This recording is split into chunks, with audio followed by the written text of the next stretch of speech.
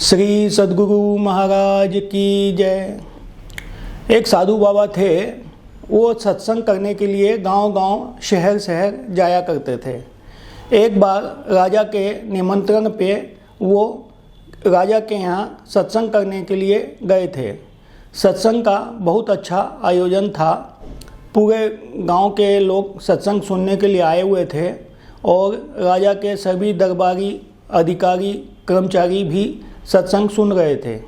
वहीं पर एक सोने के पिंजरे में एक तोता भी था, वो भी सत्संग सुन रहा था। साधु बाबा ने सत्संग के दौरान बताया कि राम नाम जपो और भवसागर तरो। तो वो जो तोता था उसके ये बात समझ में नहीं आ रही थी कि ये राम नाम जपने से भवसागर कैसे तरा जा सकता है। उसके बार बार मन में ये आता था कि मैं तो ये बार राम राम राम राम 24 घंटे जपता रहता हूँ और इसी जपन की वजह से राजा ने मेरी स्वतंत्रता छीन रखी है। सोने के पिंजरे में तो मैं हूँ और बढ़िया बढ़िया पकवान भी खाता हूँ, लेकिन जो आनंद एक एक पेड़ के ऊपर उड़ उड़ के और फलों को खाता और उसका जो आनंद आता और मैं अपने साथियों के साथ में रहता और शाम को घूमता फिरता, आनंद से गीत गाता और अपनी स्वच्छंदता से खाता पीता, लेकिन यहाँ व्यवस्था सब अच्छी होने के बाद में भी मेरी स्वतंत्रता कुछ नहीं है। ये मैं जो राम नाम का जो जप करता रहता हूँ, इसकी वजह से ही मैं दुखी हूँ। अब वो साधु बाबा तो सत्संग कर रहे थे।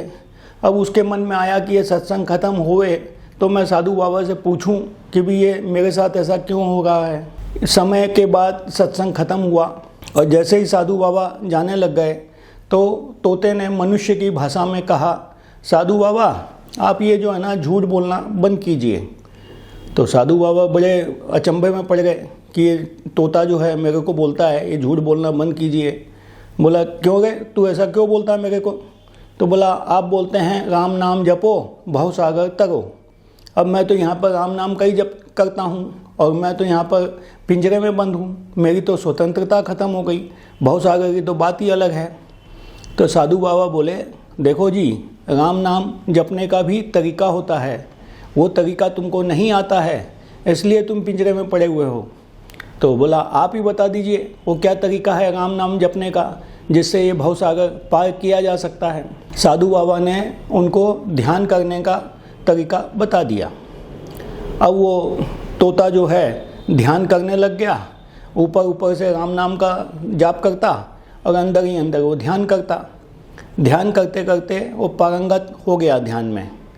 वो ध्यान में शरीर निश्चेष्ट हो जाता है, यानी सुस्त हो जाता है, सांसें भी बहुत धीरे धीरे चलने लगती है और लोग बाग यही समझते हैं कि ये मर गया है और मरे की स्थिति में रहता है लेकिन जिंदा रहता है। तो तोता भी वैसे ही करता था, तो ध्यान में वो सुस्त पड़ा रहता था।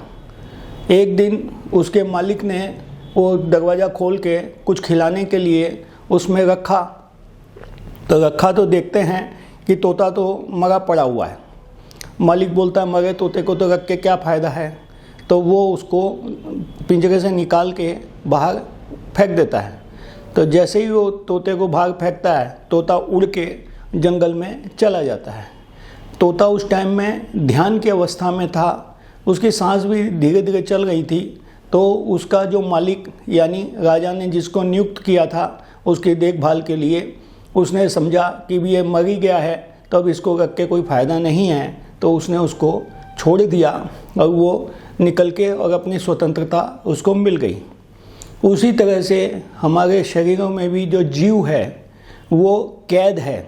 हमारी व्यवस्थाएं अच्छी हैं, हम अच्छा खा पी लेते हैं, अच्छे घर में भी रह लेते हैं, अच्छा सब सुख सुविधा भी है, लेकिन जो हमारे जीव को जो स्वतंत्रता मिलनी चाहिए, स्वतंत्रता यानी मोक्ष, वो मोक्ष में नहीं है।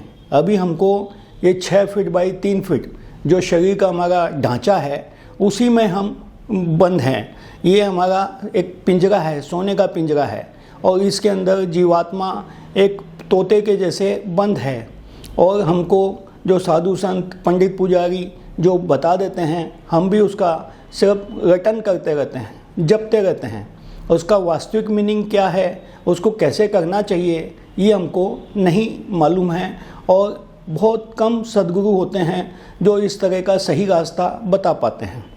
तो यदि हमको सही रास्ता मालूम पड़ जाए तो हम भी तोते जैसे ध्यान करते करते अचेत अवस्था में आ जाएंगे, और अचेत अवस्था में आके और हम धीरे से मतलब ये शरीर को छोड़ के और मोक्ष को प्राप्त कर लेंगे।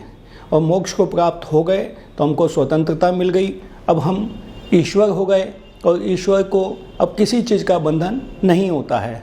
वो अपनी स्वतंत्रता से जो चाहे वो कर सकता है। श्री सद्गुरु महाराज की जय।